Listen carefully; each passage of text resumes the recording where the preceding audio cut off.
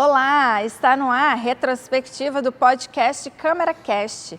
Confira os melhores momentos dos programas que contaram com as participações especiais dos vereadores Luiz Matos e Reginaldo do Hospital, além dos ouvidores da Prefeitura, Denise Neto e Alex Xavier. Quem também participou de uma boa conversa foi o empresário e presidente do Partido Verde, Milton César. Acompanhe. E também no Facebook, né, Marcelo? Gente, é um prazer estar aqui, prazer estou nosso. Em casa mesmo, de verdade, estou em casa, eu me sinto bem à vontade, tanto com o Bruno quanto com a Cindy, né? A gente sempre encontra ela ali na Câmara dos Vereadores. Sim, a Cindy é maravilhosa. Ela é espetacular, né? A gente só não entende o negócio da bagaceira, mas vamos deixar isso para lá. Isso é para outro programa, outro momento. E já rolou? Não, ainda não. Ainda não. Vai rolar. Então, é um prazer para a gente estar aqui.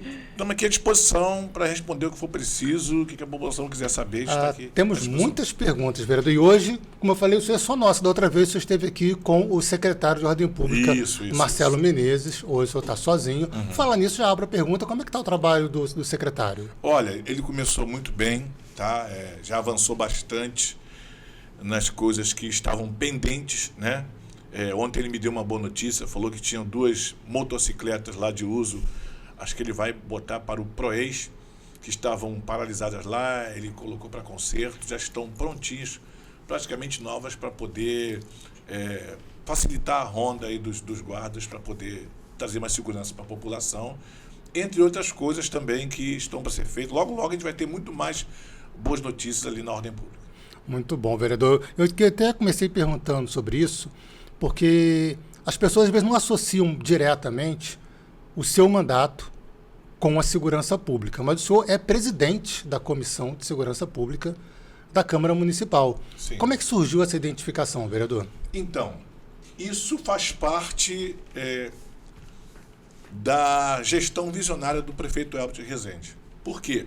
O prefeito Elbert Rezende, ele entende, embora a gente tenha aí a moeda social, tem o cartão escola, que é tudo para ajudar quem tem a baixa renda, mas ele entende que o melhor programa social é o emprego. Então, ele trabalha o desenvolvimento econômico de uma maneira muito forte na cidade. Só que para você trazer uma empresa para Macaé, primeira coisa, se engana, né? Às vezes você vai ter uma reunião com um empresário e você estuda sobre aquele empresário, sobre a empresa dele, sobre a atividade fim daquele empresário, e você vai preparado para responder aquelas perguntas. E a primeira pergunta que o empresário faz é a seguinte: a cidade está segura? Eu posso instalar minha empresa em tal lugar? Vai ter segurança para os meus funcionários, para a minha família?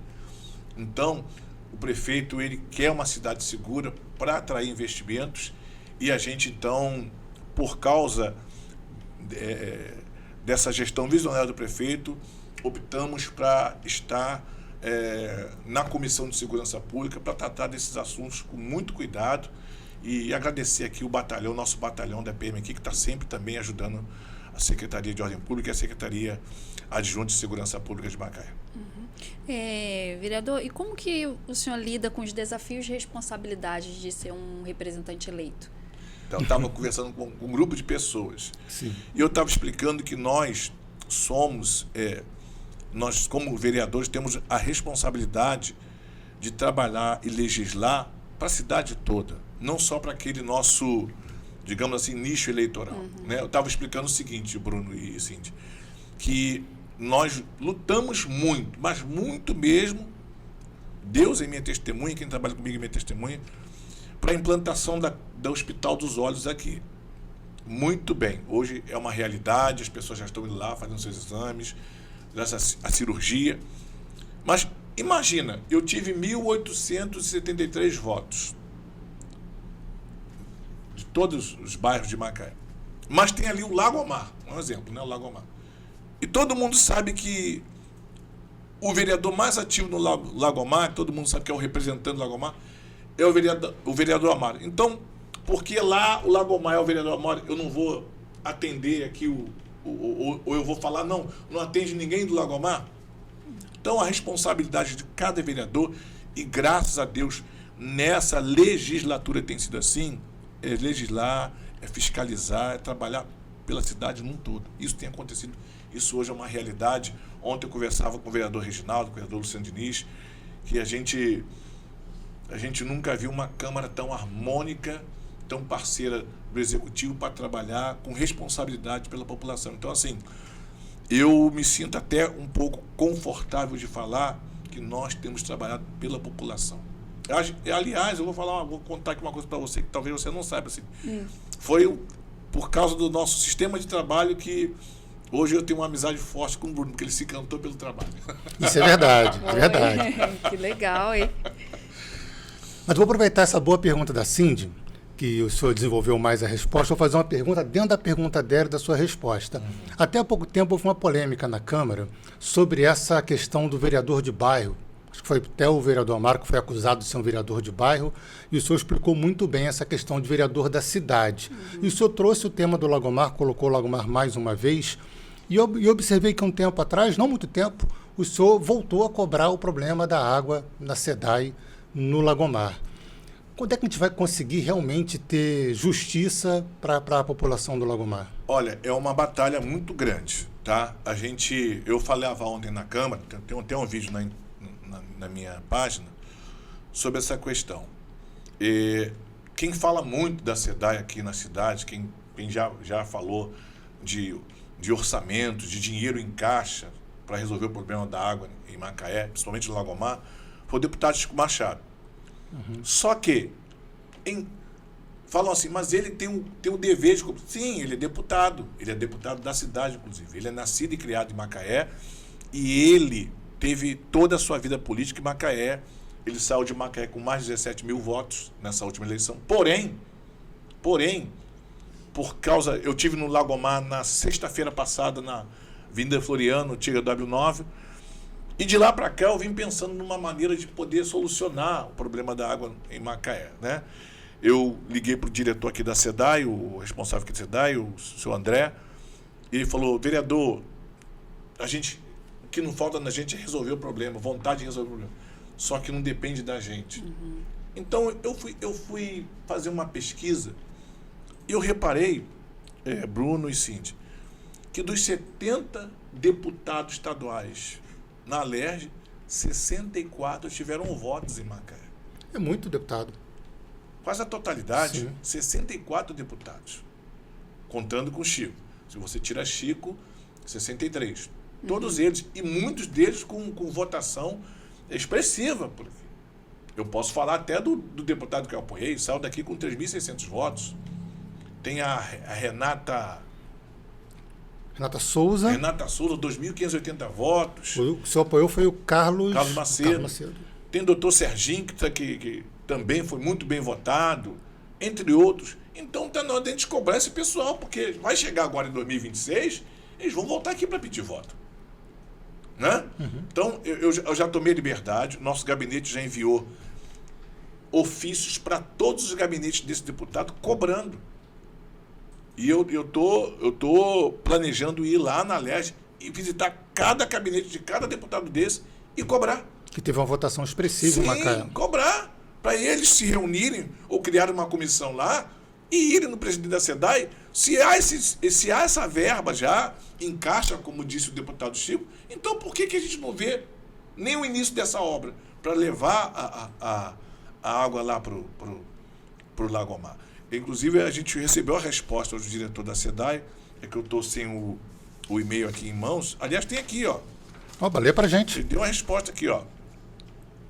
Cumprimentando cordialmente, acusamos o recebimento do ofício 226 de 2024, que se refere à providência sobre a falta de abastecimento na rua W9, no bairro Lagomar.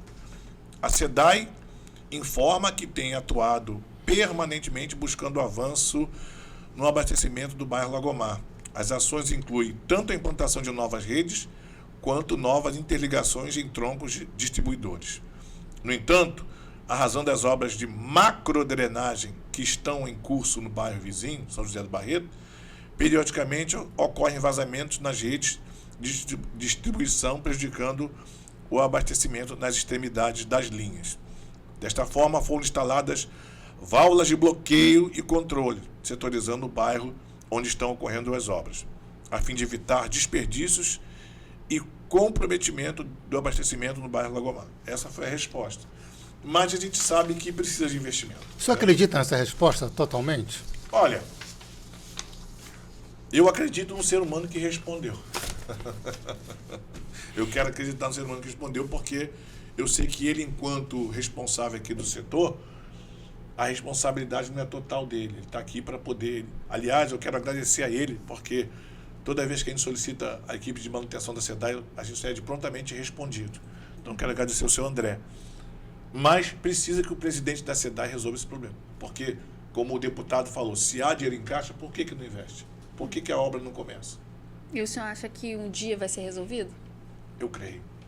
Se a gente lutar, se a gente brigar, se a gente correr atrás, falar com esses deputados, entendeu? Alertar a população. Eu gravei o vídeo, botei na rede social, e eu queria que esse vídeo fosse muito divulgado para a população e para os grupos desses deputados que atuam na cidade, cobrar dos seus deputados. Porque esse deputado, ele não vem aqui e vai de casa em casa para pedir o voto. Ele tem uma pessoa ou duas que formam um grupo para trabalhar para ele, para esse deputado. Né? Então, assim, nada mais justo que esse grupo também saber disso e cobrar do seu deputado. Não é só... Bom, deixa para lá. Eu ia entrar no assunto aqui. Tem toda a lógica, tem toda a lógica. Eu ia entrar no assunto aqui, por mas aí. deixa para lá. Mas fica à vontade. Não, deixa para lá. É melhor a gente ficar quieto. Vamos partir para outro. Para fechar o assunto água de Macaé. Municipalização da água de Macaé, de uma forma ampla. Porque a gente sabe que na Serra ela já é municipalizada e funciona. Eu não sei se o mandato do senhor recebe reclamações a respeito de abastecimento de água na Serra de Macaé. Que eu lembre, não. O senhor seria a favor de uma municipalização Se fosse da para água? o bem da população, sim.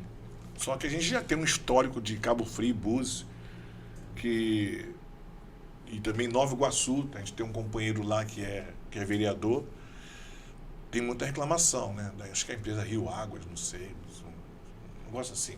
Tem muita reclamação. Que é municipal. Que o abastecimento não está contento e a conta está vindo muito alta. Então, há que se fazer um estudo. Né? Engraçado que na terça-feira o pessoal lá da educação foi lá, falou muito que o prefeito só faz estudo. Não, mas tem que se fazer um estudo. A gente não pode fazer a coisa de qualquer maneira. Né? Tem que fazer um estudo. Então, tem que se fazer um estudo para ver se vale a pena municipalizar a água. Mas eu sou a favor, não sou contra, não. Sim. Vereador, e qual foi a realização mais significativa do seu mandato até agora? Hospital dos Olhos. É o seu legado? É o meu legado. Porque, para mim, era muito dolorido quando eu encontrava com aquelas senhorinhas, senhores também, e falava, poxa, pastor, vereador, eu preciso fazer a cirurgia de catarata. É difícil, aqui em Macaé não tem que... E aí a gente descobriu que as pessoas que iam fazer cirurgia, consulta, iam para Duque de Caxias, mas acordavam 3 horas da manhã para pegar a van. Aí você imagina, daqui para Duque de Caxias vai dar, o rapaz andando bem, o motorista, vai dar umas 4 horas mais ou menos. 3 horas e meia, 4 horas. E de volta são 7 horas de viagem. A pessoa tem que gastar dinheiro com café da manhã, almoço, né? Porque não tem como a prefeitura também ir bancar isso tudo, já está dando transporte. Então, e assim, uma pessoa de idade, ela faz a cirurgia, tem que volta numa van, na estrada balança, passa às vezes por um buraco, um quebra-mola, dói. O risco de acidente também Pois acontece. é complicado. Então, assim, quando a gente conseguiu, quando saiu do papel, e foi uma luta grande. Foi uma luta junto com os órgãos de controle, com o prefeito. O prefeito sempre foi desejo do prefeito. Mas a gente esbarra numa série de coisas. Mas, graças a Deus, conseguimos estar aí. A gente já, desde o início até agora, nós já colocamos mais de 2 milhões de emenda no Hospital dos Olhos. Caso, não posso falar aqui, mas caso a gente continue, a gente pretende continuar com esse legado, mas agora eu tenho um outro legado para resolver. Eu ia te perguntar agora sobre o seu novo sonho. Meu novo sonho. Conta pra gente seu novo É sonho. segredo ainda? Não é segredo, não. Eu sei que o pessoal às vezes fala assim para mim assim, não fala não, porque vão pegar a sua ideia. Eu sou dessas também. Tomara que pegue. Porque é boa? Que não seja eu, mas que seja feito. Entendi. Tá entendendo? Que não seja eu, importante mas é que fazer. seja feito. Sim. A gente sabe que Por exemplo, se eu não me engano, São João Batista já atende um pouco. Mas é a mesma situação. As pessoas que tratam câncer têm que sair de Macaé. Eu tenho aqui nas minhas mãos, você pode ler se você quiser, um ofício que eu enviei para o deputado federal Marcelo Crivella, pedindo a ele para solicitar aos órgãos um polo do INCA aqui em Macaé. Ele já me respondeu, falou que já enviou também um ofício para o responsável do INCA. E a gente vai começar a lutar por isso. O senhor está solicitando a um deputado federal que faça um convênio do município de Macaé com o governo federal para um polo do INCA em Macaé. Exatamente. E detalhe, eu gostei muito do ofício que o deputado mandou para o INCA, que ele fala assim, olha, estou à disposição para discutir detalhadamente as necessidades e os passos necessários para a implementação dessa unidade, bem como para trabalhar conjuntamente com o INCA, para que possamos garantir que a população de Macaé e região tenha acesso ao serviço de saúde.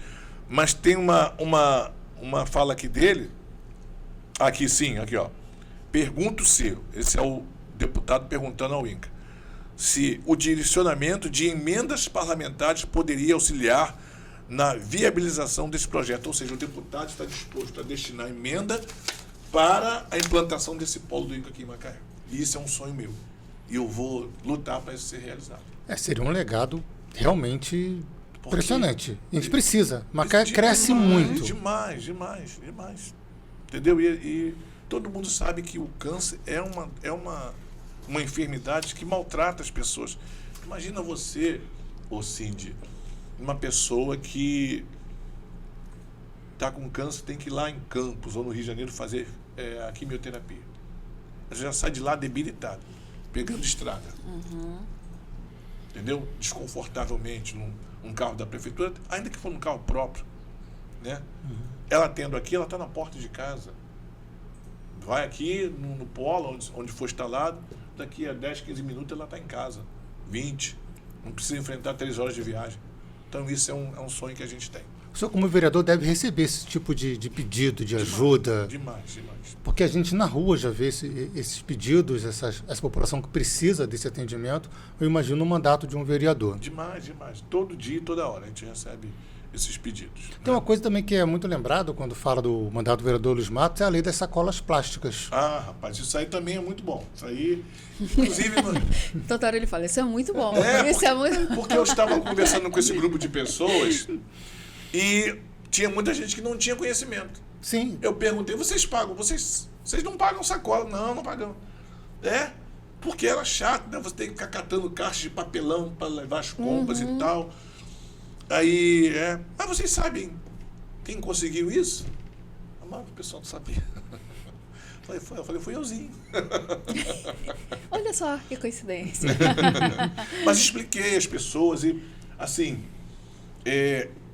na maioria dos municípios do Rio de Janeiro ainda cobra. Às vezes é 10, 15 centavos. Isso no montante, quando você vai fazer uma compra grande, faz diferença. Faz. Então, assim,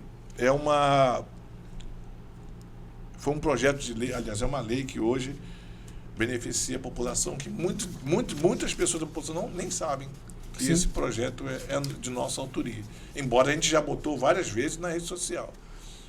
O engraçado disso tudo, Cindy, é que uma semana após a lei ser sancionada, eu não sei se eu já falei da outra vez que eu vim aqui, eu fui ao supermercado com a minha esposa, ali no shopping, tem um supermercado ali.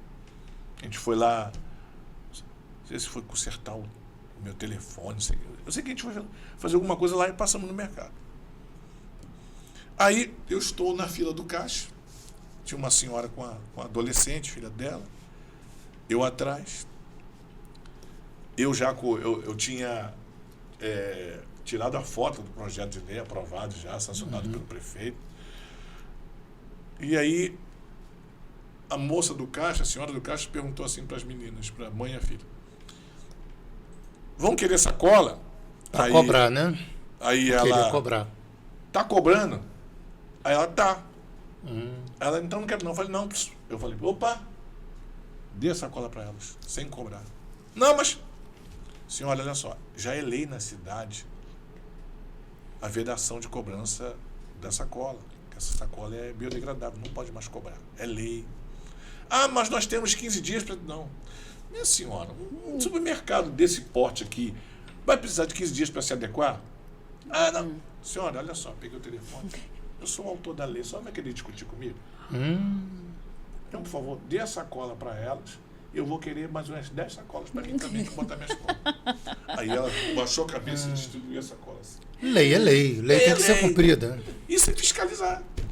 Tanto é que nós recebemos uma reclamação, mandaram até a nota para a gente, não sei se foi do Dom Atacadista ou do Atacadão, que estavam cobrando. Na mesma hora que eu soube, eu mandei o alerta cidadão ir lá. Falei, vai lá e fiscaliza. Aí diz que no instante devolver, deram um jeito de devolver lá a cobrança da sacola para a pessoa lá. Então, assim, para mim é muito satisfatório. Assim. Muito é preciso legal. ficar em cima, porque eles não... Preciso. E a população tem que saber disso para cobrar os seus direitos. Falar nisso, eu tenho falado muito isso, Bruno. Cidadania, uma das coisas que aponta para a cidadania é o cidadão saber dos seus direitos, cobrar os seus direitos, mas também saber dos seus deveres. Sim. Cumprir suas obrigações. Você só pode cobrar os seus direitos se você cumprir os seus deveres. E eu falei, um dos seus direitos é votar, mas também é um dever. E eu falei, quem vota nulo e branco não tem direito de cobrar nada. Porque se omitiu? Se omitiu. E falei, mas aí é outra história.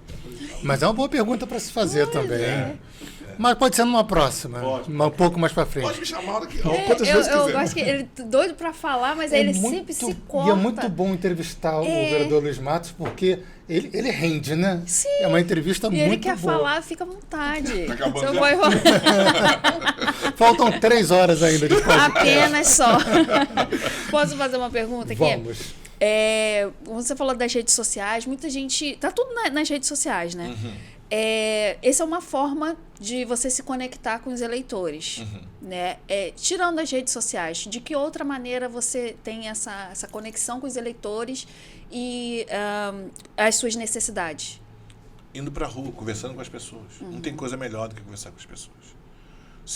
O olho no olho, né? Se o político, se o parlamentar ele quer agir em favor da população, então ele tem que estar com as pessoas na rua. Inclusive, é uma pergunta que o Bruno vai fazer, eu vou me adiantar. Poxa, não dá spoiler das Sobre a Deixa ele falar. Sobre a câmara itinerante. Olha, eu vou Sempre retirar o elogio que eu fiz ao vereador. Então, pergunta aí. Eu quero que você pergunte. Não, fala, vamos lá. Bom, vamos nessa. Vai, vereador. Eu Câmara estava, itinerante. na semana passada, na quinta-feira passada, eu recebi aqui em Macaé um companheiro de longa data, pastor também, mas está como vereador lá em Duque de Caxias, o vereador Anderson Lopes. E foi uma tarde muito agradável, eles vieram para poder ver como é o trabalho da Aliança Cidadão, que ele quer fazer uma réplica lá, né?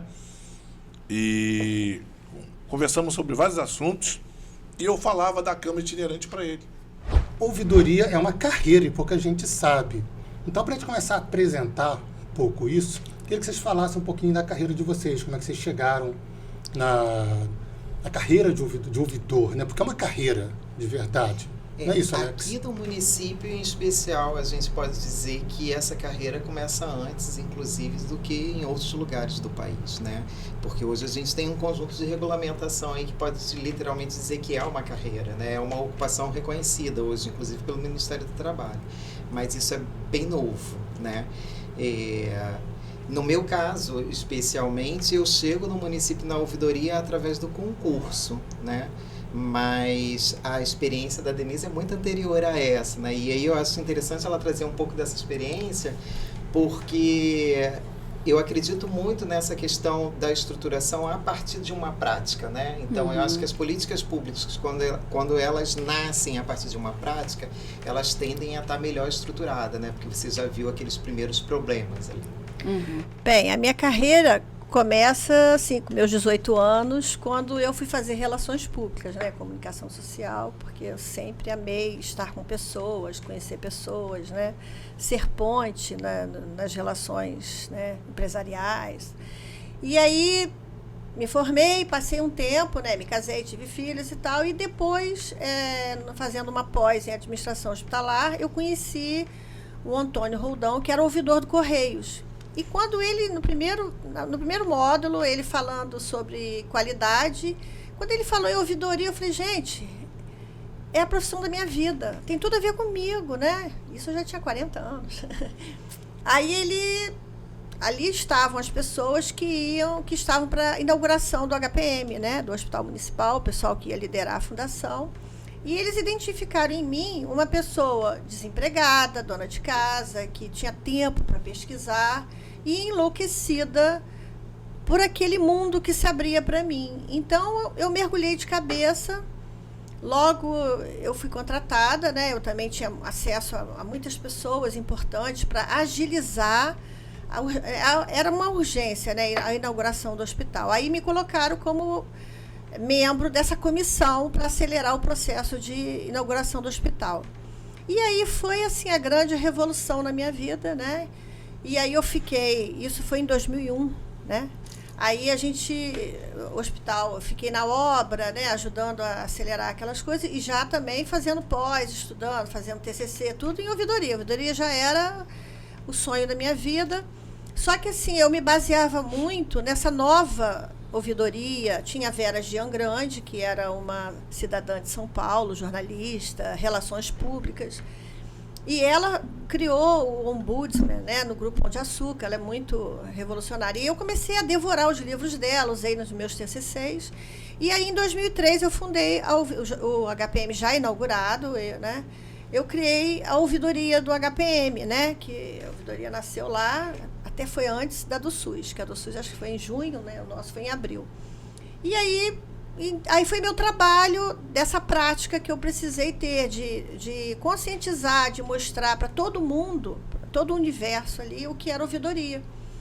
E aí era a direção, os profissionais servidores, era o cidadão.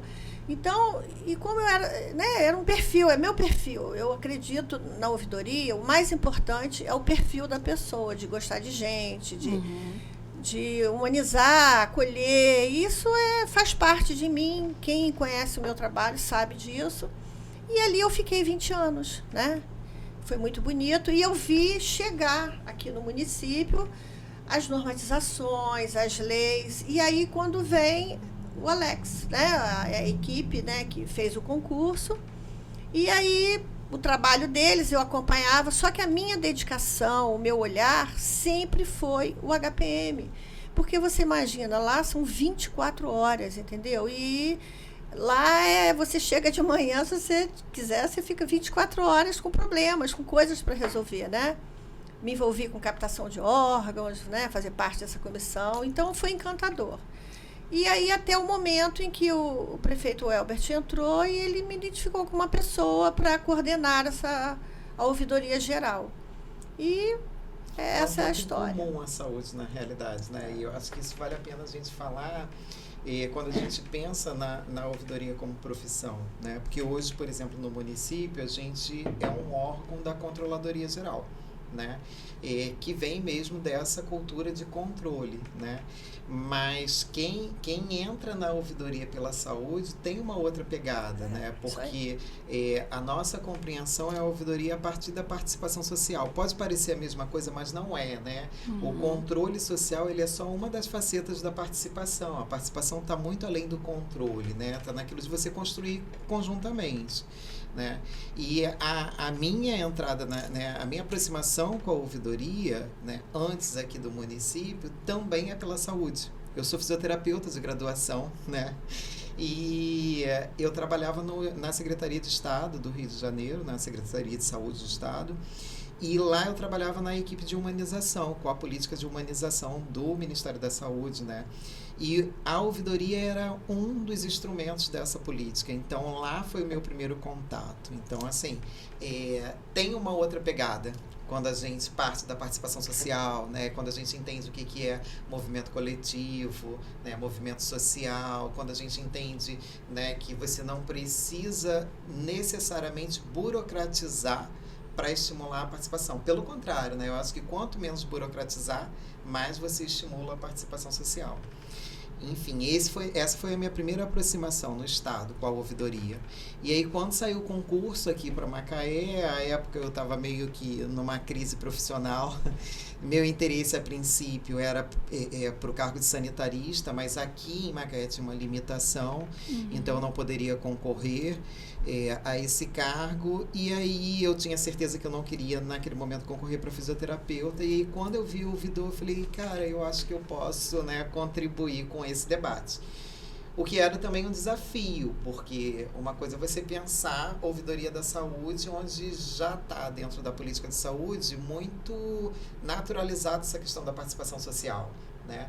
E quando você vem para a ouvidoria geral, você está pensando em ouvidoria de município. Então, você vai pensar saúde? Vai pensar educação, assistência social, que é no âmbito da proteção social? Sim, mas você vai pensar também em ouvidoria de fazenda, né? Ouvidoria, né, de recursos humanos. Então, assim, ouvidoria de ordem pública, né? Que historicamente são áreas que transitam numa outra lógica, né? Mas eu acho que isso contribui muito para o meu crescimento enquanto profissional de carreira, né, para compreender essas áreas.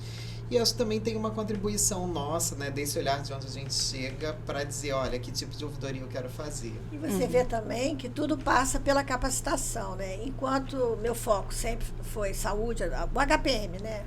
A minha paixão sempre foi o HPM. Eu fiz, né, administração hospitalar, gestão em saúde. Em 2012 eu fiz uma pós-graduação em ouvidoria, gestão de ouvidoria, né, pela Cândido Mendes. E teve um concurso que eu fiz para relações públicas, né? Logo no ano seguinte teve o que ter, né, para ouvidor. Mas aí eu já estava, e para mim, eu me entendo ouvidora sendo uma relações públicas, entendeu? Que eu tenho muito orgulho da minha profissão, que eu não tinha antes, mas hoje eu tenho, muita. E a gente se complementa, a gente se completa e eu acho que tudo é pela capacitação. Tanto que agora a nossa equipe, né, do nosso sistema de ouvidoria do município, a gente tem os cursos de capacitação que a CGU, né, com a Escola Nacional de oferta, Administração Pública. Aí toda a nossa equipe, né, faz são 10 módulos muito interessantes. Então, eu tenho essa pós-graduação, mas deles são 200 horas quase, são né? 200 horas. São 200 horas. E é interessante também a gente pensar, quando a gente fala dessa coisa da estruturação como uma carreira, né? Porque em Macaé, ele desponta na frente. Quando Macaé fez o concurso, que foi em 2011, né, nenhum município do país, aliás, não só município, nenhum órgão de estado do país tinha, né, o ouvidor concursado e ainda mais com essa exigência de nível superior, mais um curso de capacitação. E eu acho que é muito interessante, a gente vem experimentando isso, né, quando a Denise, inclusive, fala desse início da carreira dela, uma diferença também, porque toda vez que me parece que a gente fala em ouvidoria, as pessoas já pensam lá em a gente acolhendo alguém, ouvindo, escutando um problema. E claro que isso é o que fica, acho que, mais visível, né? Mas aí a gente está falando do atendimento ao público, abre aspas, da assistência, né, diretamente. Mas tem um papel grande aí do ouvidor, que é o que eu diria do ouvidor gestor. Né? Então, assim, o papel da Denise, por exemplo, para pegar aqui essa trajetória no hospital, era uma que dizia muito mais respeito a essa coisa da assistência direta, de ouvir as pessoas. Ela hoje, como ouvidora geral, pouco ela vai fazer esse atendimento. Não é que ela não possa, né? Mas ela tem que pensar a política pública de ouvidoria, ou seja, como é que implementa a participação social através de ouvidoria numa estrutura burocrática de município, né? Então, é uma outra lógica, né? E aí, esse trabalho, eu acho que ele fica um pouco mais escondido, né? Quando você fala em ouvidoria, as pessoas pensam, então você atende as pessoas e tal. Sim, tem a equipe que faz isso. É meio bastidor, né? Exatamente. Não aparece muito, mas Então, já pegando esse gancho aí, o que é ouvidoria e qual é o papel dela no município? Então, assim, a ouvidoria, na realidade, ela é um órgão que eu diria que, resumidamente, ela tem dupla função. Uma é de representar mesmo, né, e incluir as pessoas, né,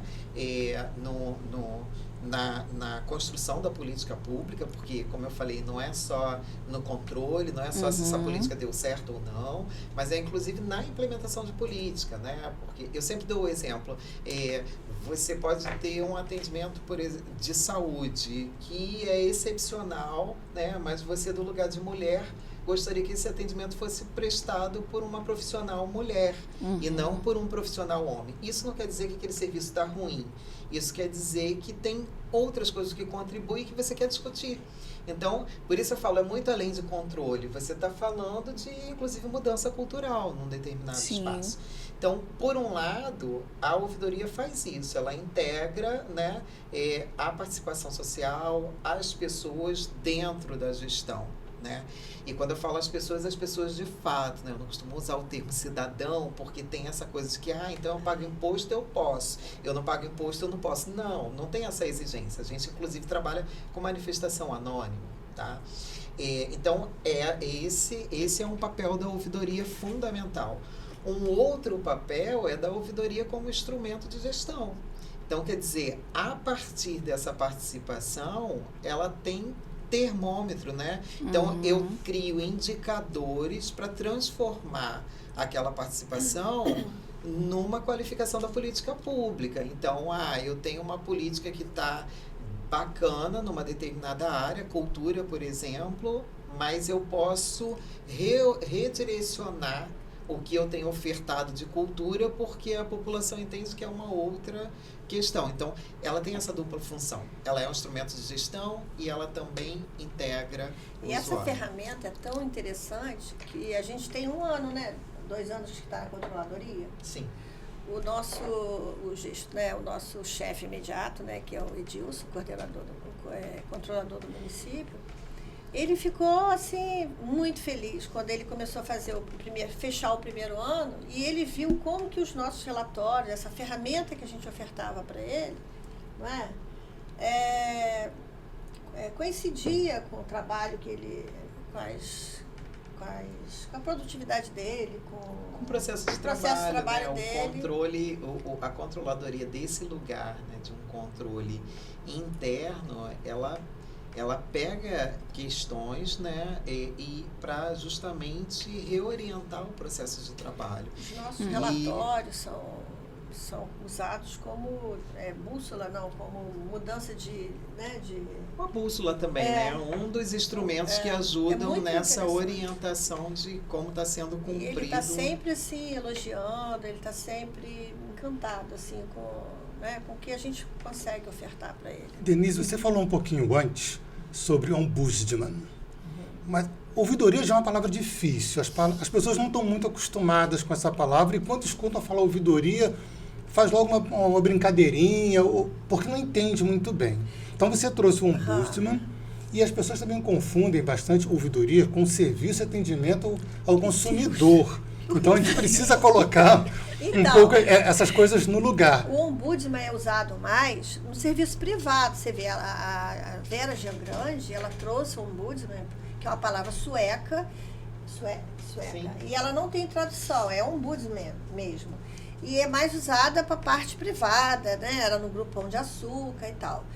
Já ouvidoria, né, tirando ficou um tempo, né, ouvidoria um pouco assim, porque tinha os grandes dedos duros da coroa, né? Então mudou essa nova perspectiva, né, com essa coisa dela vir com força total e o poder que o Grupo Pão de Açúcar deu a ela e as pessoas que foram começando com ela, mudou esse olhar da ouvidoria, né?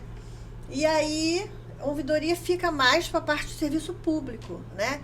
E é um serviço que é de segunda instância. A ouvidoria é quando tudo deu errado, quando você tentou várias coisas, você vai buscar a ouvidoria. Gente, ouvidoria, né? Ouvidoria não é a primeira instância, não é. E o serviço de atendimento ao cliente dá um exemplo, importantíssimo. Um exemplo prático para a gente entender essas instâncias que vocês estão dizendo. Isso é um caso. Eu estou com um problema na Vivo. Vou ligar, vai vir aquele, agora, inteligência artificial, que está sendo muito usada na telefonia. Isso não é ouvidoria, né? Isso é uma ofensa para o ouvidor ouvir isso. Não o que você está me perguntando.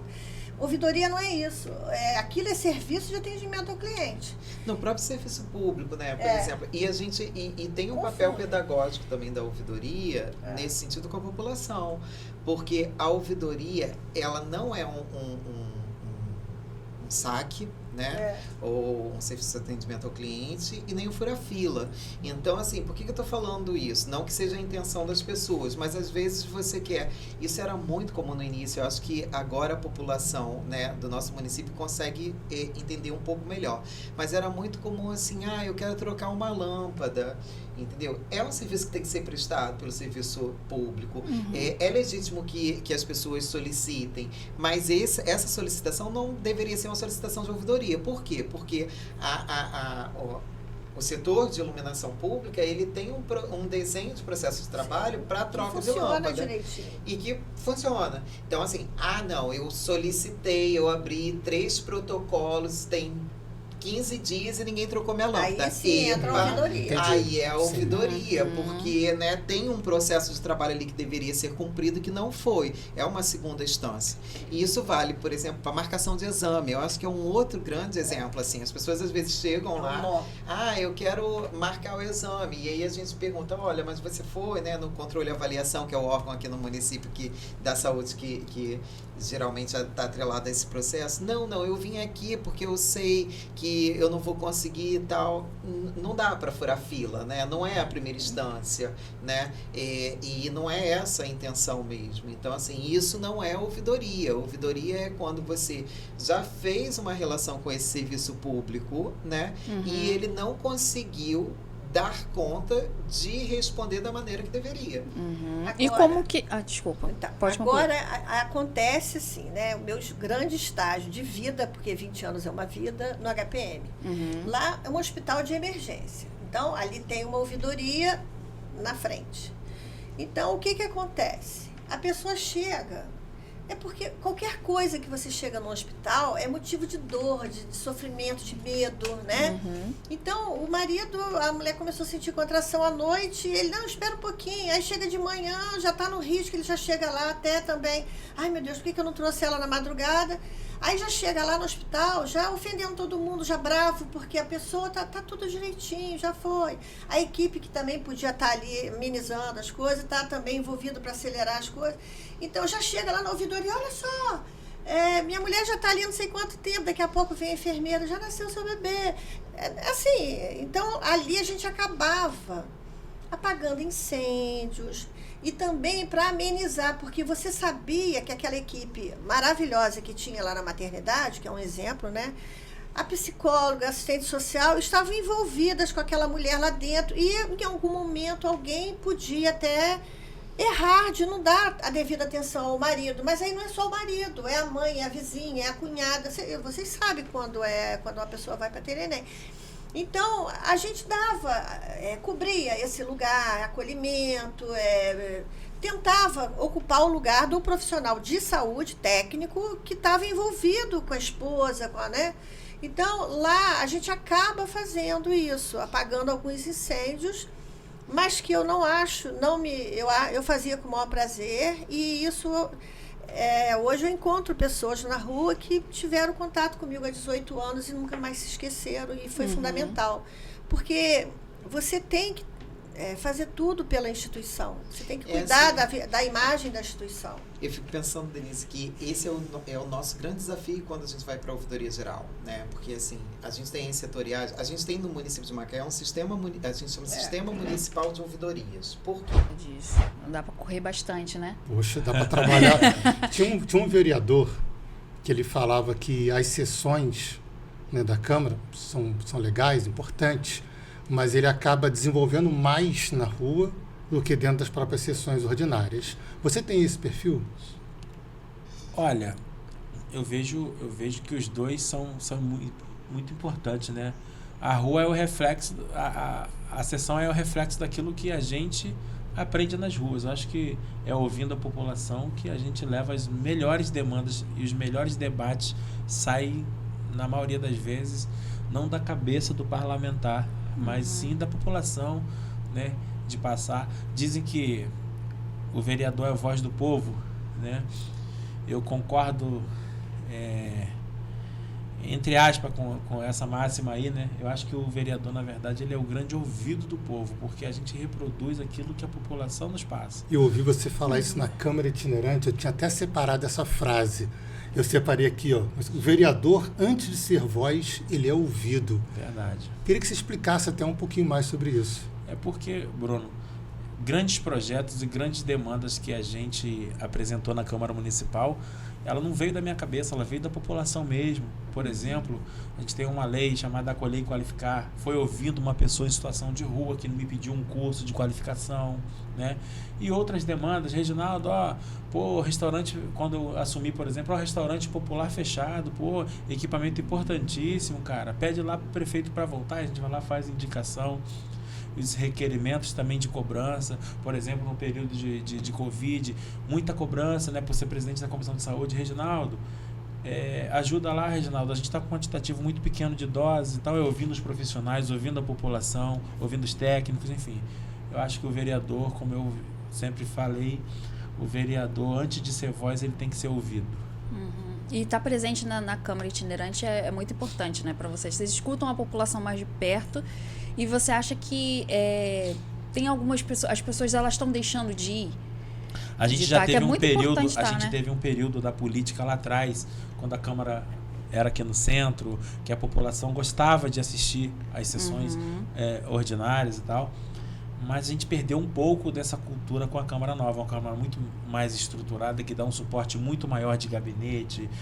Vereador não pode reclamar de falta de estrutura de trabalho. A gente tem carro, a gente tem todo o material, enfim, mão de obra, né, equipe.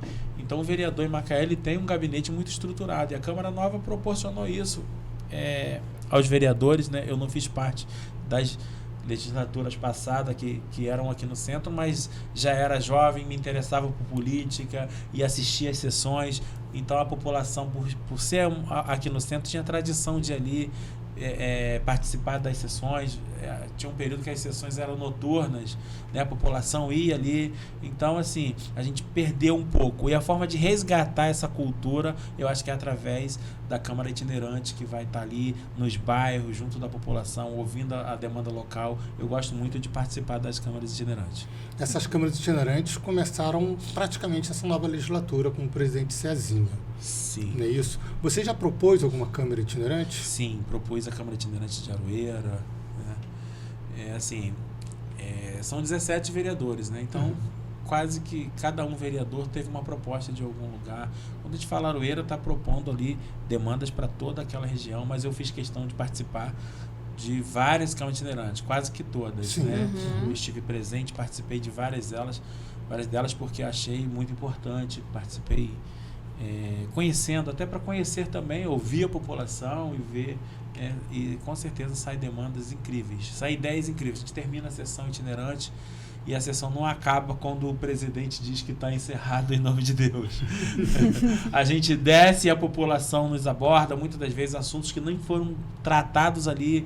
E, Reginaldo, por que você não indica aqui e tal, uma passarela para esse bairro? Olha, lá na minha rua a escola precisa melhorar isso, enfim.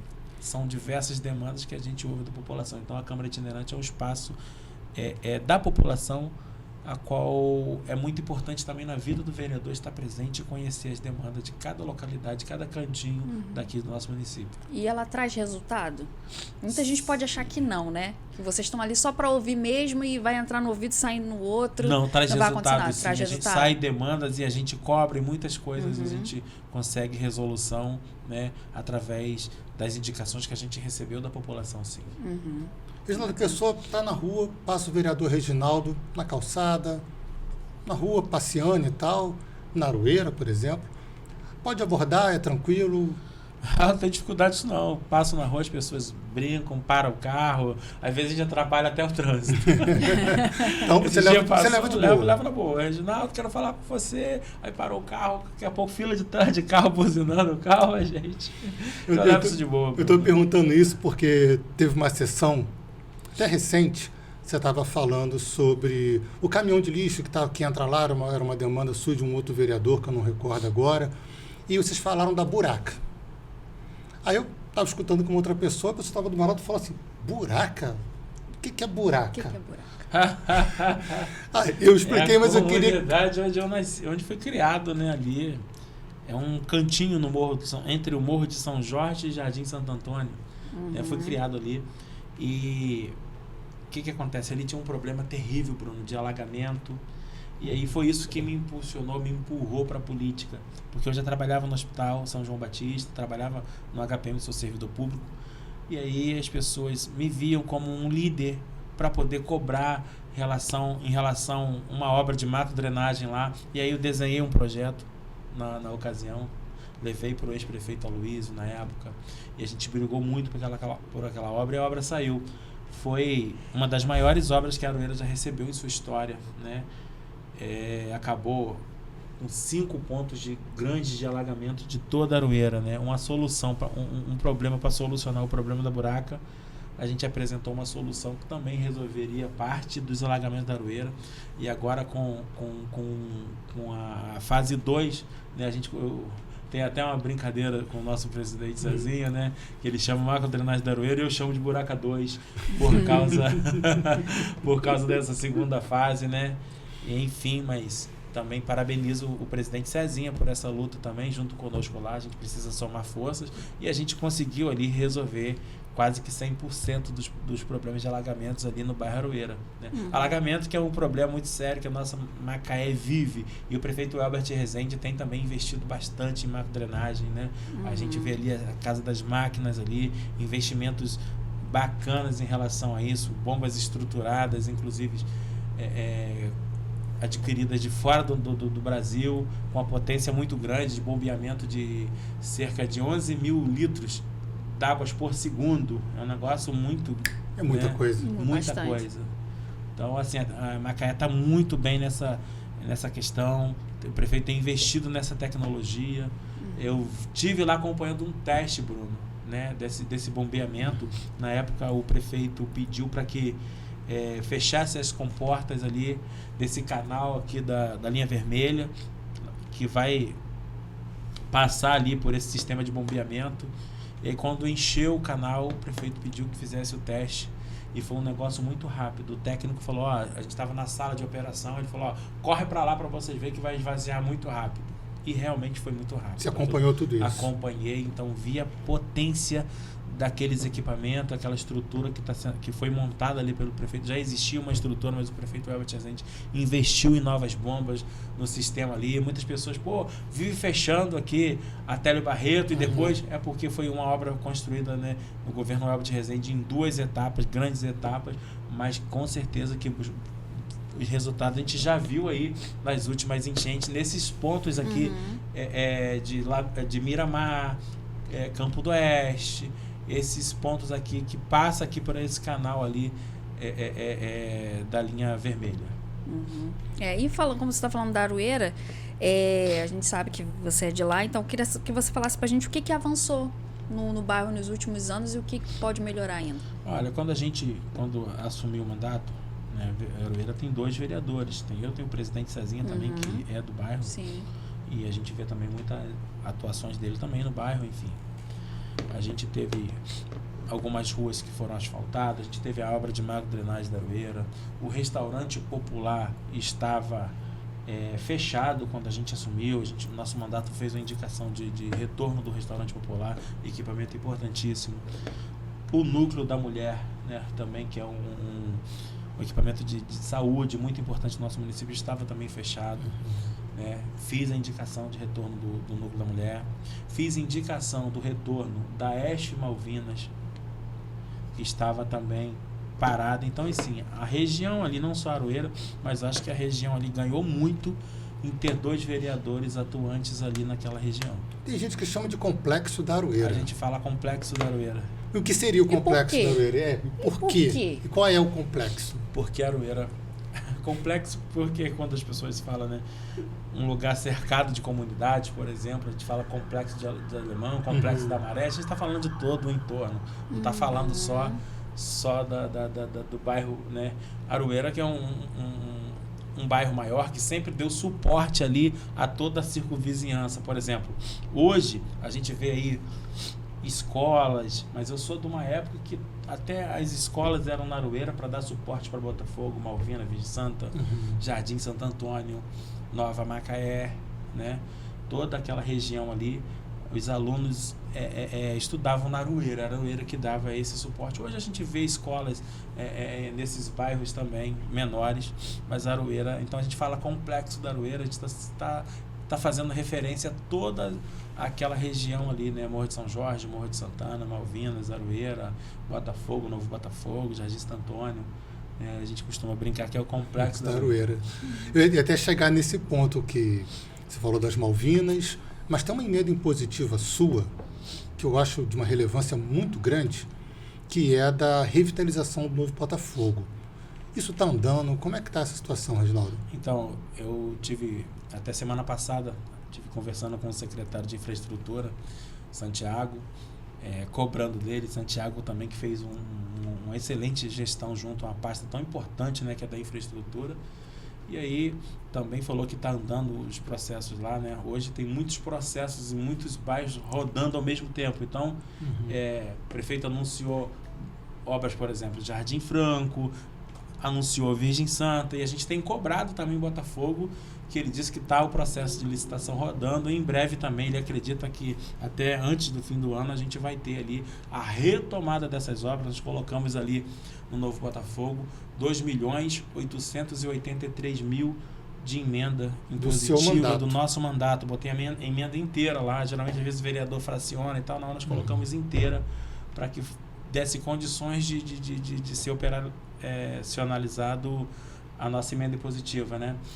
Talvez, a gente sabe que obra é uma obra muito grande. Se não der, se esse valor não for suficiente, num diálogo com o prefeito que tem interesse, disse para mim que também colocaria ali um aporte maior para que fizesse essa tão sonhada obra, mas a gente já deu um pontapé inicial, que é os 2.883.000 de emenda impositiva, num bairro tão importante, um dos bairros mais antigos do nosso município, mas que eu acho que nunca de fato foi olhado com tanto carinho, sabe? O quanto aquela população merece. Então, o prefeito Elbert Rezende está atento a isso, sabe da importância desse bairro. E eu, como eu falei, criado ali próximo da Aroeira, Morro de São Jorge, então tenho grandes amigos lá, a gente sempre visita o bairro. Teve um período aí de enchente, a gente teve nosso mandato presente ali, foi quem chamou a atenção do Poder Executivo que precisava de uma ação, né, de enchente, e a gente acompanhando tudo isso, é uma coisa do coração mesmo, Bruno, pegar e falar, pô, essa população merece, eu vou destinar aqui a minha emenda impositiva para que seja realizado esse sonho dessa população tão sofrida. Por você ser criado na região lá, a sua visão sobre tudo que acontece na Aroeira, enfim, mudou? Você trouxe para o seu mandato isso? Com certeza, né? Eu sou criado em comunidade, eu moro até hoje no Morro de São Jorge. Então, é impossível não ter um olhar sensível para a comunidade. Né? Mas a gente faz para fora também da Aroeira, fora desse que a gente chama de complexo. Por exemplo, quando assumi, Cindy, no nosso mandato, um dos primeiros equipamentos que eu visitei foi o CRAS Nova Esperança.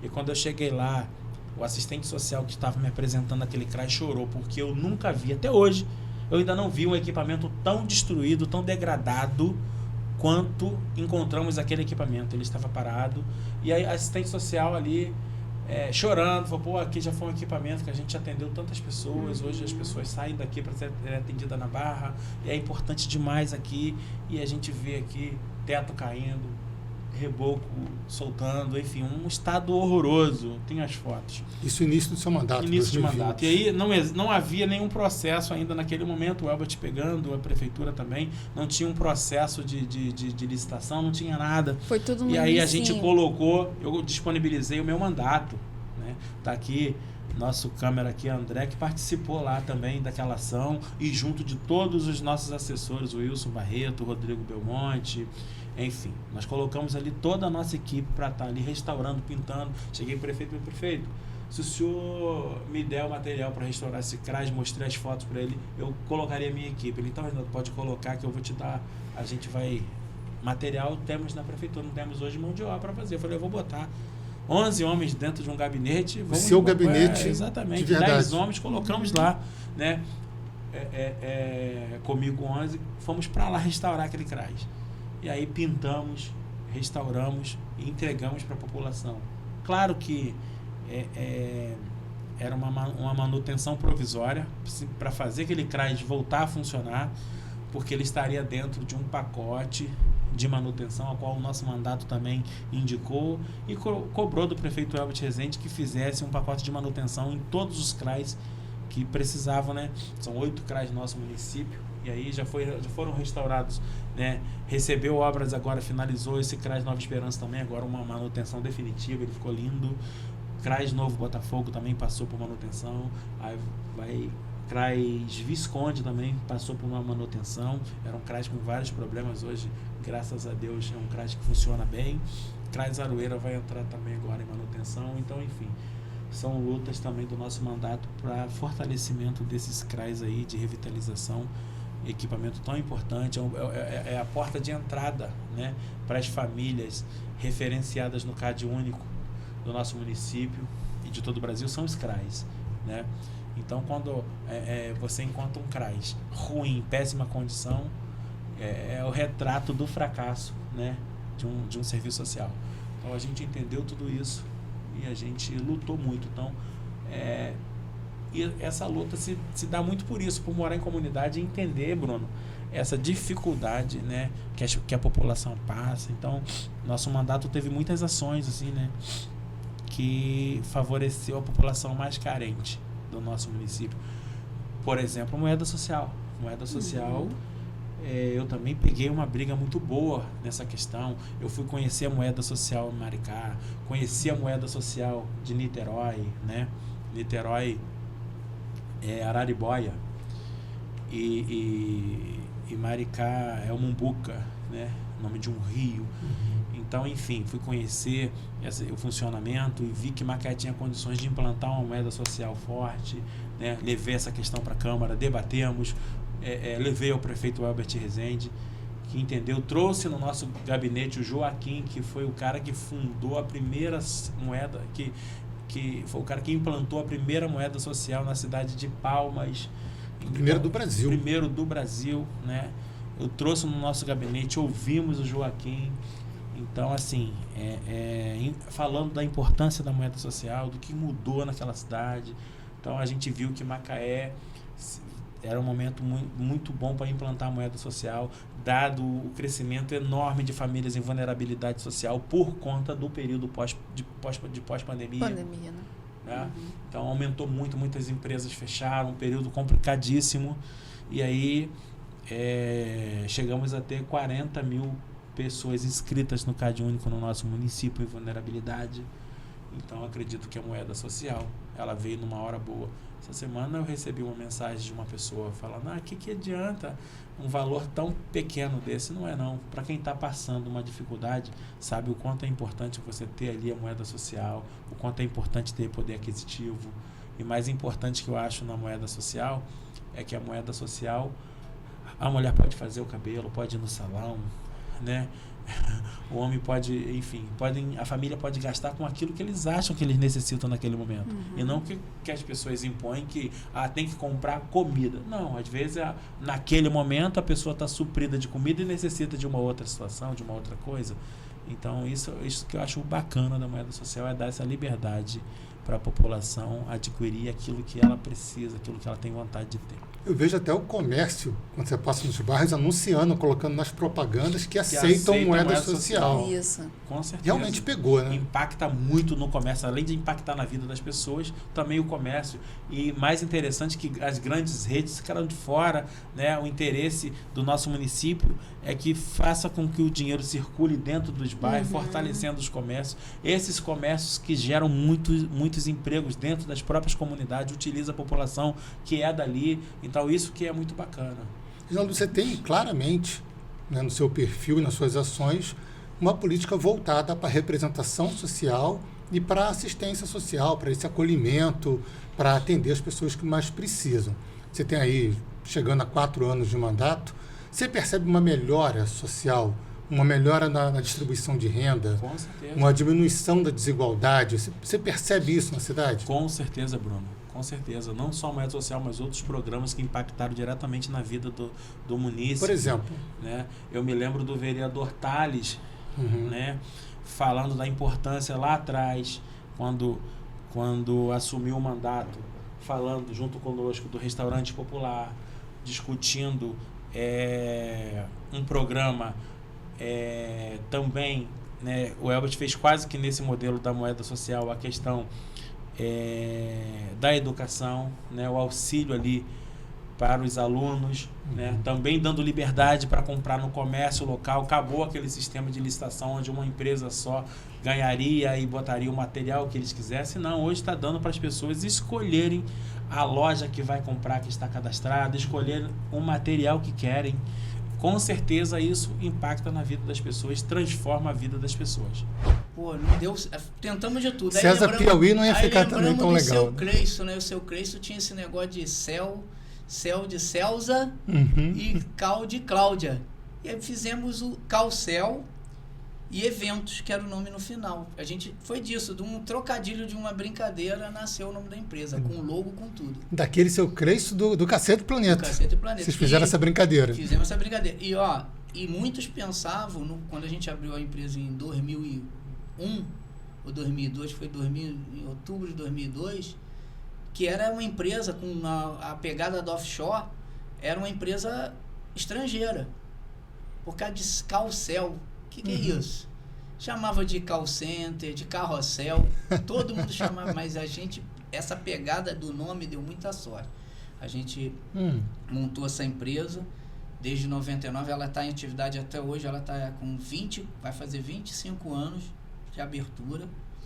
E nós ainda temos a Calcel Rações, que a gente montou outro ramo de pet, que hoje a gente não existe mais a Calcel Rações. A gente tinha 2 unidades, uma na Aroeira, outra no Lagomar. E hoje a gente tem a Casa das Rações, que a gente mudou um pouquinho, para tirar um pouquinho do nome, devido ao nosso caminhar em outras linhas. Tipo, a gente passou para política, então a gente não quis deixar o nosso nome de empresa ligado para ninguém ficar perseguindo ou buscando saber que a pessoa tem isso ou tem aquilo. Então a gente mudou só com esse intuito mesmo. E não misturar muitas coisas. Para não misturar, que o negócio é um negócio e a pessoa é uma pessoa e a política ela tem isso, de juntar, e a gente quis separar. E foi muito bem, nós estamos desde 2017. Eu fui candidato em 2016, 2017 eu assumi a presidência e todo mundo me conhece como César Calcel. Levou para a vida. Levou para a vida e ninguém sabe. Sempre me pergunta, o Calcel é de quê? Então, o Calcel é das empresas. Porque quem olha teu nome completo, aí começa a procurar, mas não tem Calcel. Estou 3 anos e meio no governo, trabalhando como coordenador da Casa do Empreendedor, e às vezes as pessoas não sabem, vai buscar onde esse cara está, porque não tem a nomeação dessa César Calcel. Quando coloca na busca, né? Coloca Calcel, não acha. Também fiquei tranquilo nessa parte também. Acho que foi tudo estrategicamente. Mas é uma marca. Deu uma marca, eu tenho uma marca, e essa marca me deu sorte. Eu estou aqui até hoje por causa dela. Mas não é só por causa da marca não, porque você é uma pessoa bacana também. Isso ajuda também muito, ajuda bastante. E aí, essa pessoa bacana e tal, empresário, foi parar na política. Como é que você foi? Vou começar do fim. Hoje você é presidente do PV. E um dos fatores que te trouxe aqui é a sua presidência do PV, que faz parte de uma federação, né, junto com o PT. Como é que você chegou à presidência do PV e como essa federação influencia numa presidência de partido? Eu cheguei através, primeiro, eu já entrei no partido, eu queria ser candidato em 2016. Em 2015 eu procurei um partido e eu comecei a ligar para os diretórios. E o único que me deu uma resposta, assim, não consegui falar de imediato, mas que me deu uma resposta mais rápida foi o Partido Verde. O Partido Verde, através do presidente na época, era o Roberto Rocco, né? Ele me atendeu e eu vou te dar um contato. Aí me deu um contato de Arildo Mendes, que era o coordenador dessa região. E com isso, eu conversando, mostrando qual é o meu serviço, qual era a minha intenção, eu já entrei dentro do diretório do Partido Verde. eu já comecei não como um filiado comum, eu já comecei como secretário de diversidade, uma coisa assim. Eu comecei como um secretário. Quando você se filia ao PV, já recebe um convite para participar da direção. Da direção. Aí com isso eu trabalho, porque a gente já começou no trabalho, acabamos de sair de uma coisa conturbada, que era o governo, o Aloísio, que era o prefeito, ele saiu do partido e ele deixou a situação do partido meia, vamos dizer, desestruturada. E aí precisava ter alguém que tivesse que estruturar. Na época, quando eu entrei no partido, o presidente era o Marcinho da Loteria e o vice-presidente era o Zé Carlos da Tradição, onde eu tenho muito afinidade com eles, ainda falo muito com eles. E aí, depois que acabou a eleição de 2016, o Zé Carlos perdeu por um voto. Eu lembro disso, uma história que ficou marcada. Fica todo mundo muito desmotivado e eu resolvi continuar com o trabalho. Eu achei, não, a gente vale a pena continuar. E logo em 2018, 17 eu fui nomeado presidente, 18 eu lancei a Cláudia Roma como candidata, pré-candidata a deputada estadual, e ela foi muito bem na eleição de 2018, porque ela teve 421 votos, onde Macaé não tinha esses votos. Às vezes a gente pensa que a quantidade de votos é um somatório de todos os municípios. E hoje, Macaé, você tirar a ideia, depois de 2018, a gente teve eleição em 2020, onde ela veio candidata com a pandemia, ela teve 115 votos. Mesmo assim, ela foi a segunda mais votada do partido numa chapa de 20 nomes de completos desconhecidos, onde eu falo hoje que a política ela precisa ter um equilíbrio. Ela não pode ter todo mundo desconhecido e nem a metade, a gente precisa ter uma quantidade de pessoas conhecidas para que a gente consiga o objetivo de cada partido. E em 2020, a gente teve essa 1.264 votos na chapa, porque a gente, quando saiu de 2016, com o Zé Carlos com 1.141 votos, que ele perdeu para a Marvel, o Marvel fez 1.142 votos. Se você somar a chapa do PV, a gente fez 1.200 votos. E a gente voltou para 2020 com os 1.264 votos. Então, a meta era a gente deixar a mesma coisa ou aumentar. A gente deixou naquele ritmo. E já na eleição de 2022, a gente já teve um aumento, porque a gente também não teve candidato pelo PV no passado de deputado estadual ou federal, e a gente conseguiu aqui na cidade, que a Cláudia foi Cláudia e André Lazzaroni, a gente conseguiu aqui na média de mais de 3 mil votos. Então, isso é importante para o partido, ele trabalha em cima de voto. Todo partido que não tem voto, ele morre. Sim. Então, a gente sai de uma eleição que a gente tem 1.200, vai para 3 mil, e a eleição de 2024, ela promete muito, eu acho que triplicar esses números de votos que a gente teve em 2022. Porque nós temos candidatos excelentes aí por aí, para a gente chegar nesse Agora, ponto. César, a gente pensa a política assim, muito momentaneamente. Acabou a eleição, acabou os partidos, e não aconteceu assim, pelo que você está contando. Não, você vem conduzindo o PV há bastante tempo. Quando entra a federação, que é feita a nível federal, a federação, e você aqui tem que conviver com uma nova realidade, houve alguma dificuldade ou você achou que foi um ganho para o partido? A nível nacional e estadual, a grande verdade é que a gente vinha de... A gente vai falar, vamos continuar na pegada de 2022, que você vai entender o ganho que o partido teve. A gente elegeu em 2020... A gente chegou em 2022 com, se eu não me engano, com 4 deputados. Não tinha nenhum do Rio. 4 deputados federais. Nós, na pegada da eleição de 22, o PV já saiu com 6 deputados federais, entendeu? Em 2022 foi eleito 6 deputados federais. E vou te dizer mais, na federação em si, nós aumentamos a quantidade de deputados federais, juntando com o PCdoB e o PT, e juntamos também a eleição de deputado estadual, também que teve a gente tem uma boa representatividade na LERJ. Então, tipo assim, tudo foi bom, porque se contava que em 2022, se o PV não estivesse numa federação, eles eram um dos partidos que encolhia mais ainda. Então, as pessoas têm que ter uma visão que política é isso aí, você entender. Para alguns municípios foi ruim, para mim aqui, no começo foi meio vou dizer, com dificuldade. A gente tem dificuldade porque a gente não tem a federação 100%, então o PV não tinha a federação 100%. Então, tipo assim, dificuldade porque você teria um outro partido comandando. Na verdade, que você sabe que a majoritária da federação de todos, dessa federação, é o Partido dos Trabalhadores. Então, essa dificuldade foi criada. Mas cabe cada gestor fazer igual eu fiz, que aproveitei essa pegada e só fiz aumentar a capacidade do partido, a potência do partido. Hoje nós temos uma federação de 18 candidatos aqui, pré-candidatos a vereadores em Macaé, onde o PV tem 9 candidatos, 9 pré-candidatos. Você já viu que a gente saiu de uma situação que a gente poderia sair só com 4 candidatos e a gente voltou com 9 candidatos. Então mostrou que o trabalho é um trabalho de união, de você falar bem com o PT, falar bem com o PCdoB. Eu tenho uma parceria muito grande com a Conceição de Maria, né? E hoje tem uma parceria muito boa com o Magno. Eu acho que é tudo você ter humildade e deixar o seu trabalho ele sobressair sobre essas diferenças pequenas que tem aí.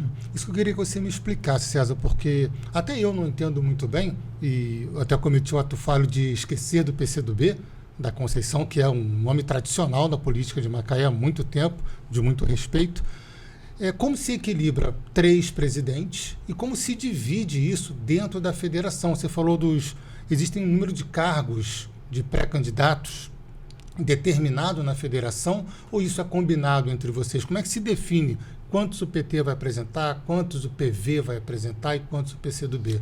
Como é definido isso? Não, isso aí é definido na eleição passada. O cálculo é feito na porcentagem da eleição passada. Tipo, o PV teria direito a 20% do que ele produziu, né? O PT teria a situação de 70% e o PCdoB 10%. Nisso tudo cairia, tipo, o PCdoB tinha direito a 2 cargos, porque ele não pode ter um cargo só, então ele teria que ter um homem e uma mulher. O PV teria direito a 4 cargos, né? E o PT teria direito a 12 cargos. Então, essa é a realidade. Só que, dentro da federação, ela é totalmente negociável. Todo mundo ali está ali numa parceria para que a federação faça o número ideal de candidatos. Se a pessoa for pegar e trabalhar, não tem direito a 12, eu vou querer os 12. Se ela não conseguir os 12, vai fazer o que com o resto das vagas? Então, esse combinado que tem dentro da federação, essa liberdade que a gente tem de dialogar com os presidentes, com os outros 2 presidentes, com a Conceição e com o Magno, foi engrandeceu, porque tem a dificuldade também do município ser mais conservador. Aí o candidato quer até vir, mas não quer vir por uma bandeira de esquerda. E aí ele não quer vir também por uma bandeira... A gente está falando de 3 partidos de esquerda. Um de centro-esquerda, que é o PV, e o PT é de esquerda e o PCdoB é de esquerda. Isso que eu ia te perguntar, existe... Você entende desse jeito que Macaé é uma cidade um pouco mais conservadora no eleitorado? É mais um pouco conservadora, mas eu acho que, tipo assim... Como eu consegui dialogar que esses candidatos viessem para o Partido Verde? A gente tem que entender que essa briga não é uma briga nacional, é uma briga do município. Nós temos que ter bons candidatos que morem aqui, que saiba toda a dificuldade que o município precisa de um bom candidato aqui, para que ele melhore a saúde, para ele melhore a educação, para ele fiscalizar bem as coisas. Então ele não pode ter essa pegada de escolher uma bandeira ou uma ideologia sabendo que ele tem obrigação de seguir as nossas vertentes. Então, tipo assim, um candidato de direita que vem para o Partido Verde, ele já não é mais muito de direita, porque ele não é da direita extrema, ele é conservador, como toda família tradicional tem um conservador. No PV tem pessoas também conservadoras, só que a gente tem que ter uma pegada de que a gente precisa defender a vida, a gente precisa defender o meio ambiente, a gente precisa defender a saúde, a educação. Então, essa é a pegada dos candidatos e dos verdadeiros gestores, no caso dos executivos. Quando a gente fala PV... Dos legislativos são a mesma coisa, eles precisam ter essa pegada de que eles estão ali para servir o povo. Sim. Eles têm que servir o povo, então eles têm que estar ali. E se ele for eleito, o nosso presidente hoje do Brasil, ele tem uma pegada de atender todo mundo. É isso que a gente tem que começar a aprender. A gente foi eleito por um lado da direita ou lado da esquerda, a gente precisa entender que depois da eleição o povo precisa deles. Eles não podem virar o rosto e dizer assim, você é fulano, não quero. Eu não vejo hoje, eu não vejo hoje dentro de um programa social que o PT tem, tipo o Bolsa Família, eu vejo um monte de gente que é evangélico, que é da igreja, que é da direita, mas vai lá pegar o seu auxílio. Porque é o correto. Porque é para todos. O auxílio não é para bandeira, o auxílio é para todo mundo. As pessoas precisam, estão passando fome, é para isso que a gente elege esses políticos. É para que eles vejam a nossa necessidade e nos atendam. Entendeu? Por aí. Sim. Você tocou num ponto muito interessante, que até me veio a pergunta para fazer. Muitas pessoas não sabem onde colocar o PV nessa questão ideológica que toma conta do debate brasileiro, né, a nível nacional. Algumas pessoas colocam o PV na direita, eu já vi amigos meus falando que o PV está na direita, que está no centro, que está na esquerda. Como é que você avalia a história do PV? Eu queria que você contasse um pouquinho para a gente, né, até onde puder, porque eu sei que o tempo não é tão grande assim, de como nasce o PV, como é que ele começa, como é que ele entra na história da política brasileira e como é que ele atua em Macaé, como é que o PV passou a ser um partido importante em Macaé. A história do PV já começa a história de luta, né? Os fundadores aí do PV, que a gente tem muito conhecimento, que tem eu lembro que tem o Betinho, tinha o Gabeira, o Sirquis, entendeu? São pessoas, se eu não me engano, tem outra pessoa que eu lembro do Chico Mendes, eu acho, se eu não me engano, e essas pessoas, elas brigavam por outra pegada. Uma pegada não era de trabalhador, não era de LGBT, eles brigavam pela vida. Até hoje o Partido Verde é um partido que vem muitos anos brigando pelo que a gente mais tem de rico, que é o meio ambiente. Você vê essas mudanças climáticas, tudo isso poderia ser evitado, essas tragédias ambientais, porque a gente cria um partido como o Partido Verde, cria as secretarias de meio ambiente, foi o Partido Verde que criou essas secretarias, para que a gente cuidasse desse tipo de situação que está acontecendo hoje no Rio Grande do Sul.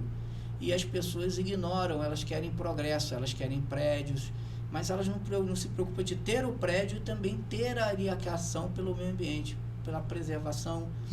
E aí, com isso, a gente está vivendo um caos, e o Partido Verde continua nessa pegada, não desistiu, e é a bandeira que ele defende com o maior prazer e que o povo precisa, porque quando se criou o Partido Verde, logo depois os outros partidos foram criando, vou te dizer a palavra correta, foram criando núcleos dentro dos seus partidos para defender, tipo, meio ambiente era o Partido Verde.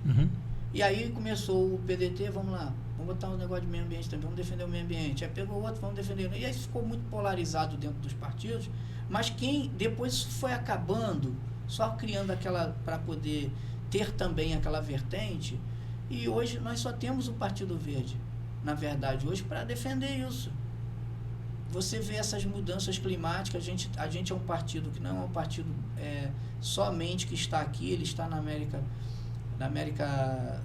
de fora, ele é americano, ele é um partido que sai daqui, ele tem na Espanha, ele tem na Alemanha, ele não é um partido totalmente direcionado para ser brasileiro. Então, a gente tem esses fundos em dólares milionários, de vertente de quê? Da defesa que já tem lá atrás, desses partidos verdes, né, que são ocidentais, que estão aí fora. Então, na Europa aí também, são partidos verdes que são toda hora. Então, a gente tem deputados lá de fora, nós temos tudo. Então, isso é uma bandeira que merece um pouquinho é uma bandeira que merece. Hoje a gente vê que tem bandeira para tudo.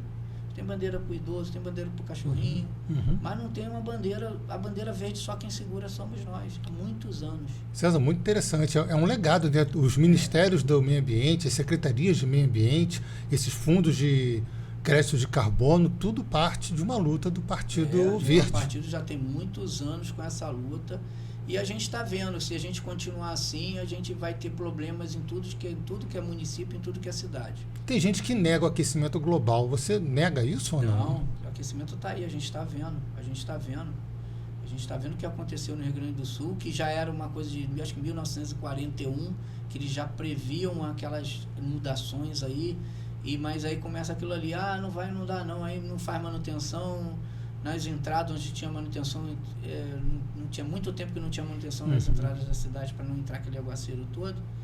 E que a gente está vivendo isso. E nas cidades aqui que a gente tem por aqui, a gente precisa que as pessoas... a gente hoje não tem uma qualidade de separação do lixo. A gente não tem isso hoje. As cidades tentam implantar, mas não conseguem. É muito difícil. Muito difícil, porque a educação também, essa educação ambiental leva também a gente também, isso vem de geração. A gente vê que os nossos pais, eu vou falar pelos meus, né? Eu não posso falar dos seus, mas a gente não se ligava muito esse negócio de separar lixo, não. Não tinha isso. E a gente hoje continua cometendo os erros. A gente tem vários anos que a gente vai em algumas cidades, fica maravilhado que tem a separação do lixo, que a cidade é limpinha. E a gente aqui em Macaé, a gente ainda tem essa dificuldade. Eu vejo na cidade que tem a dificuldade. As grandes empresas, elas até têm uma situação, mas é para manter ali uma situação que ele precisa cumprir. Uma obrigação, mas não é uma coisa que a gente deveria levar. A gente ainda vê gente jogando lixo pelas janelas dos carros. Nas estradas a gente vê muita garrafa PET jogada de água mineral, Coca-Cola, latinha. Então essas coisas. Nas praias, a gente faz mutirão toda hora, a gente tira muito lixo das praias. Mesmo as pessoas limpando, a prefeitura limpando, a gente vê que a população ainda não está focada nisso. Educada o suficiente. Não está focada nisso. Não tem acesso à informação. A gente vê isso. Não é culpa também do governo municipal, nem do governo estadual, nem do governo federal. É da população. A população tem que cair nessa briga junto. Sem ela, a gente perde toda hora. Você falando, fica claro que o Partido Verde é um partido necessário, não só para Macaé, para o Brasil, mas para o mundo. É isso aí. É necessário para a nossa sobrevivência, no final de tudo. Mas a história do PV em Macaé, como é que ela começa? Aí ela começa, cara. Quem começa com um grupo. Vamos começar a história do PV.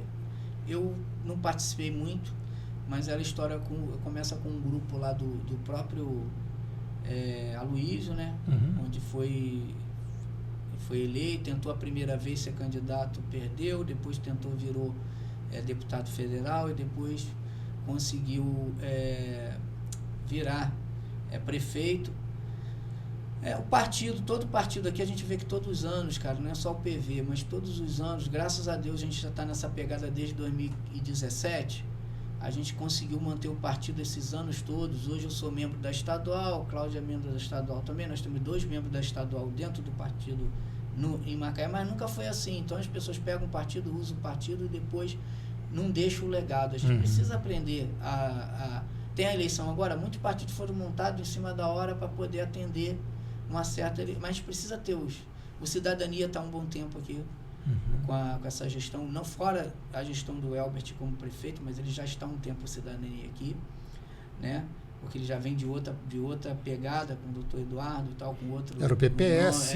Isso aí. Então, já tem essa pegada, você vê a diferença, que sempre tem vereador eleito, porque quando você está na pegada aqui, você vai ter uma continuidade de trabalho. A população começa a enxergar isso, que o partido não é partido que a gente fala de aluguel, que vem, faz a eleição, depois ele vai ser destituído. A gente precisa alimentar isso, para a gente ter sempre um município muito forte.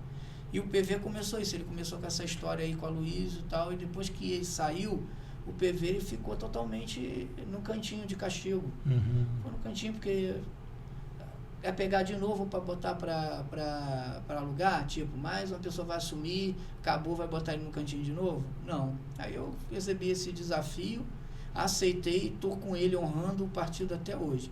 O Partido Verde Macaé, Campos, Cabo Frio, Niterói e São Gonçalo, que também tem a Dora lá que toma conta daquilo lá, daquela área, da região, cara, são os partidos que dão mais resultado. Estão bem estruturados? São bem estruturados, porque já está há muitos anos os as mesmas direções, os coordenadores. Então, tem como você ter um trabalho de continuidade. Né? Não adianta a gente também ter um trabalho, tá ali no município, o partido está 10 anos e ele não rende voto, ele não rende a credibilidade que a população precisa, porque você tem que estar aqui. Eu tenho o meu nome, não tenho nenhum nome escândalo, não tenho ficha suja, não tenho nada. Então isso é muito importante, que as pessoas procuram pessoas honestas. Por aí. Eu ia ter que puxar pela memória, que eu não consigo puxar direito, puxando que não lembro. Quando o Aloysio se elege pelo PV, ali em 2012, não é isso? Ele não elege nenhum vereador do PV, elege? Elege um... Era o PV, não era. Elege uma menina, acho que é a filha de Paulo Paz, ela entra junto, eu acho. Não tenho muita certeza. Eu não lembro se foi PV, não. Não, fizeram uma chapa, ele fez uma chapa com o PT e o PV, só eram os dois. E ele elege a maioria tudo do PT. Acho que elege um só do PV. Eu só não sei, eu não lembro quem é o candidato. Mas elege um. Ele elege 6 candidatos, 5 do PT e 1 do PV. Foi o último vereador que o PV teve em Macaé. Acabou. Depois de lá não teve mais nenhum. A gente vai ter que voltar até agora. É uma pena, mas uma coisa que eu queria te perguntar sobre política, né? Que você é um homem político, a gente se conheceu na política, conhece muito de política e certamente você tem uma referência na política, uma pessoa que você admira, que você acompanha. E eu queria saber quem é a sua referência na política.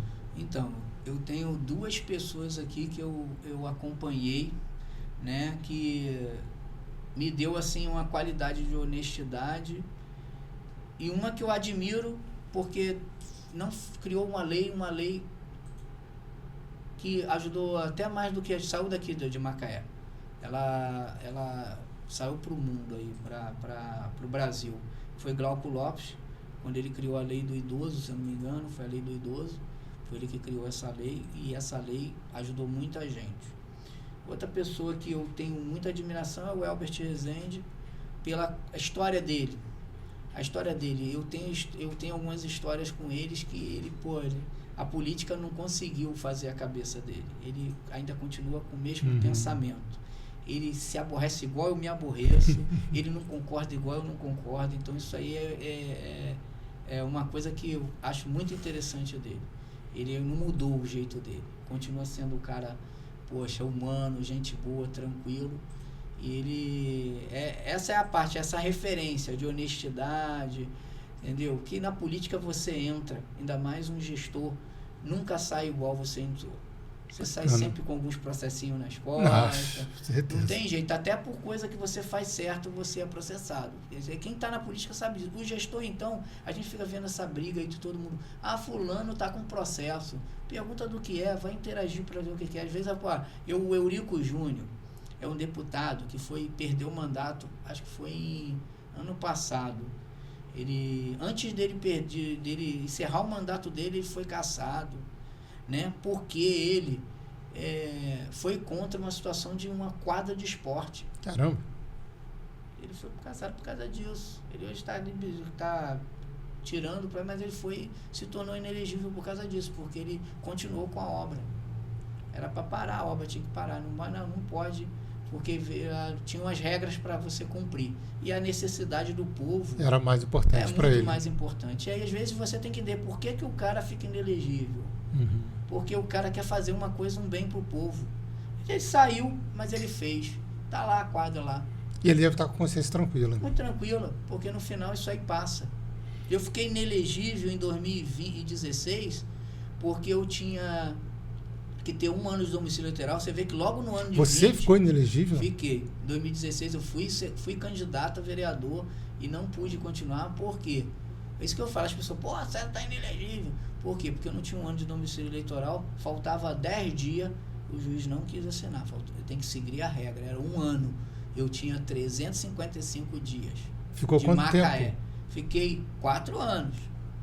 4 anos sem poder concorrer. Caramba. E uma besteira.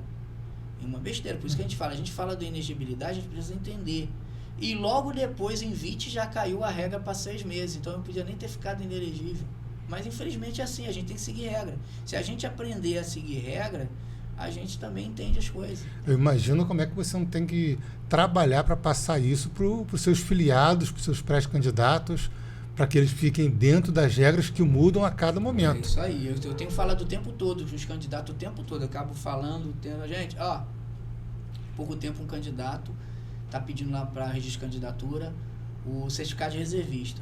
Aí ele, não, mas já tem mais de 45, não é mais obrigatório. Infelizmente, para o registro de candidatura, você tem que ter. Então, o candidato, às vezes, ele não entende. Eu falei, vou procurar. Entendeu? É complicado. Qual é o risco de ganhar uma eleição e perder por causa de um porque não tem detalhe? documento. A gente vai nem conseguir fazer registro de candidatura, vai faltar um documento. Nem aceita. Não aceita, porque vai faltar um documento. Então, tipo assim, mas tem uma lei que você hoje vai tirar um título. Se você fez mais de 45 dias você tem mais de 45 anos, eles não exigem o certificado para você tirar o título. Sim. Hoje não. Hoje, mas para você fazer um registro, você vai ter que ter. Então, você está pensando que lá atrás você tirou o seu título, mas você não vai precisar lá na frente, eu vou vir candidato. Aí eu não tenho.